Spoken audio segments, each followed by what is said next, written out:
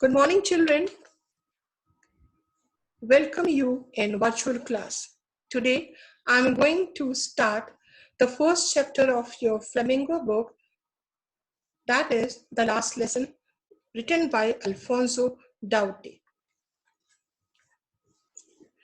who was born in 1840 in France, died in 1897. The French author Alfonso Daute is famous for creating short stories and novels with a charming mixture of realism, humor, and sentiment. His character and themes often reflect his love for simple, ordinary people. Very tender images of life shines through in his writings. He enlisted an army to fight in the Franco-Prussian War. In the last lesson, the writer shows the change in France's fortune through the eyes of Alsatian boy and his last French lesson. The setting is in an unnamed town in Alsace, and the story takes place near the beginning of the Prussian occupation of Alsace and Lorraine in about 1873. The last lesson is a sentimental story of national pride and the importance of education and how it is privilege for some alone. It is a simple story from the memory of a young schoolboy. However, it deals with the great issue of German occupation of France. Dialogues are used sparsely and effectively. Particularly M. Hammel's speech as he describes the importance of education and language, citing the language is the key to their pressure. Mr. Hamel suggests that France can maintain its national identity even under German rule if they are able to hold on to their native tongue, and hence the scholarship of the language is crucial. The story also makes a point of not taking education for granted. The narrator describes how sorry I was for not learning my lessons upon discovering that N. Hamel was to be replaced. An important link is made between language, education, and national pride, suggesting perhaps that love for one's country is also something that should not be taken for granted. Although dated due to its context, last lessons hold a contemporary relevance and is the emotionally powerful story dealing with the great issue in a simple narrative. Now the summary of the chapter. The narrator Franz started for the school very late that morning. He feared his class teacher, Mr. Hamel. He would question the students on participles. The narrator didn't know even the first word about them. He feared of scolding. He thought of running away and spending the day out of doors. The weather was very warm and bright. On the other thought, he decided to go to school. As Franz walked past the town hall, he saw a big crowd in front of the bulletin board. For the last 2 years, all the bad news had come from there. People got the news of lost battle and other important information only from there. Usually, when the school began, there was a lot of hustle and bustle. The opening and closing of desks, the lesson orally repeated loudly in union, created a lot of commotion. But now it was so still. France could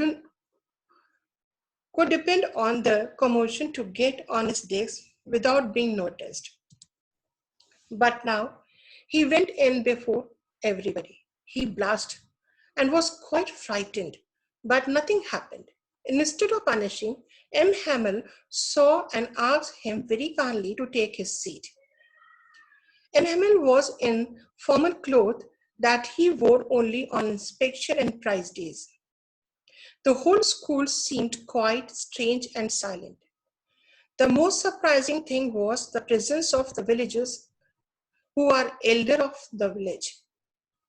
They are sitting quietly on the back benches. M. Hamel mounted his chair and spoke in a grave and gentle tone. My children, this is the last lesson I shall give you. He told them that an order had come from Berlin. Only German would be taught in the school of lasses. The new master would join the next day, and it was the last lesson. He wanted to be very attentive.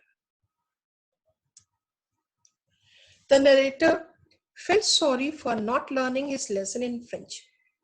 He never liked his book. He didn't have any interest in grammar and history. But now he developed a fascination for them.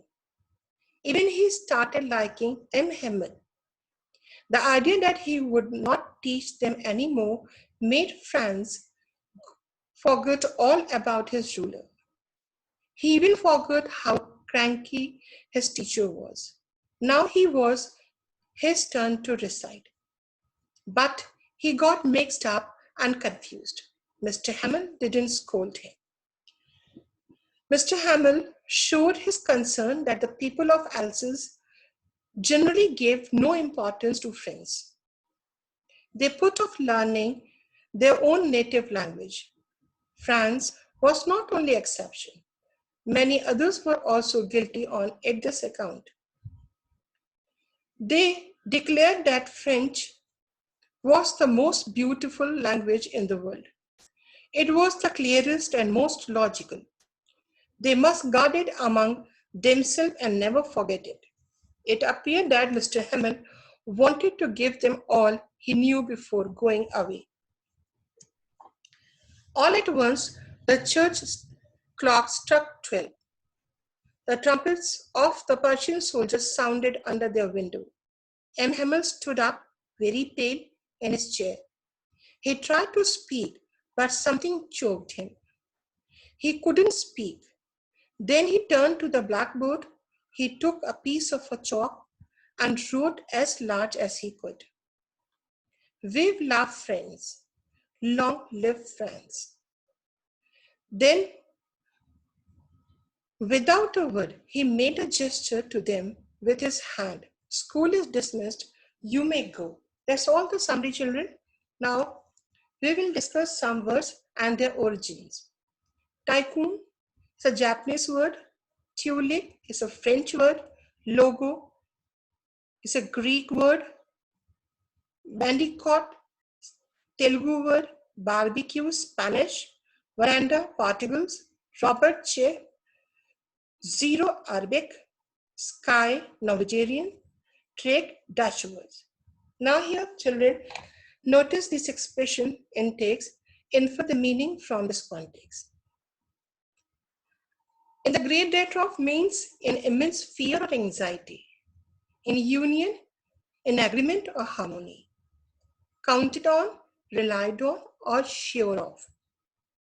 A great bustle means lot of activity. Thumbed at the edges means folded to the corners. Reapproach ourselves means criticize or blame ourselves. Here are some expressions which I used in the chapter. Linguistic chivalrism means feel proud of our own language, culture, and tradition. I had counted on the commotion to get to my desk without being seen, means take advantage of commotion to reach his desk. Another expression, will they make them sing in German, even Pidgin? This expression means that the French language was as natural to them as cooking was to the pigeon, so it cannot be parted from them.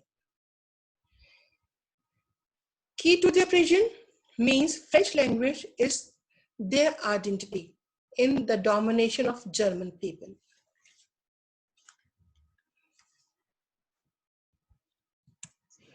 That's all about this lesson. The rest part of the video will be continued, and you will find the rest part of the lesson in the next video. So please follow it.